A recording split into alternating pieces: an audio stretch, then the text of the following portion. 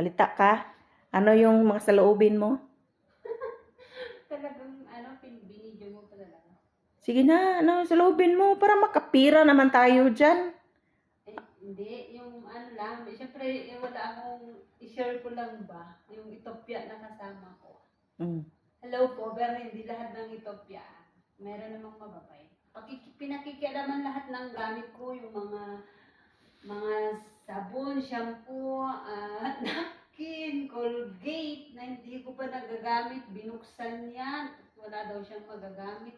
Ay, naku. Samantalang ingat na ingat ako sa mga gamit ko, tapos siya pakialamera. Siya never, kahit mga charger ko, kinukuha niya.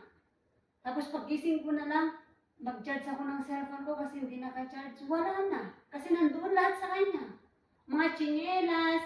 Ay, naku, Tika lang. Mukhang iba ang temperature mo ngayon eh. Mahalo may ka eh. Hindi yan ang nakikita mo kanina pagsugod dito eh. Galit na galit ka eh. Grabe Oh. nga talaga. Ayusin mo pag-vlog mo. Sige na.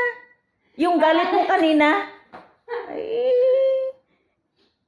pupunta ka lang dito magbunga nga sa akin. Tapos videohan ka, mahalumay ka. Sige na. Pakita mo yung galit mo sa kasama mo.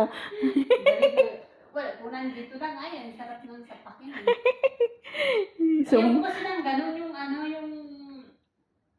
yung mga personal mo ba na pinakikialaman, tapos samantalang ikaw hindi mo pakikialaman yung mga personal gamit niya. At okay lang kung sasabihin niya muna, sana, di ba? Okay lang. Yun, basta buksan niya yung mga bago pang mga gamit mo na hindi mo pa nga binubuksan kasi meron ka pang nagagamit na extra. Tapos, yun, pakialaman niya na buksan lahat. Pag punta mo sa kwarto mo, wala na, nakaano na lahat. isa lang masasabi ko sa mga hinanaing mo ba? Gigil na gigil. Lahat na pwedeng makita na nakaaya-aya sa mata niya, itatago para walang hinanakit sa damdamin mo. Oh, yan lang masasabi ko sa iyo. Itatago kasi hindi naman natin kalahi yan eh. Normal na yan na yan. Ako nga natatakot nga iiwan ko yung cellphone diyan sa labas oh. Na dating gawain ko yan na tabuyang-yang lang 2 cellphone ko diyan. Ngayon hindi ko na magawa kasi parang iwan, hindi ko maintindihan yung parang takot ako na nung nalaman ko na nangingialam ng gamit, ay nako, wala akong tiwala sa mukha niya. Ang amoy-amoy Di pa. pa naliligo, ilang araw na. Ang amoy-amoy pa. Kaya pala ang bantot. O ano yung Tagis. yung pang-trabaho niya na uniform, ay hindi, uniform. Yun na yung pantulog niya. Eh, katabi niya yung mga bata. Yun lang. Ang bantot ng second floor eh.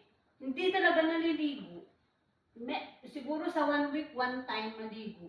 Ganyan. Oo, promise.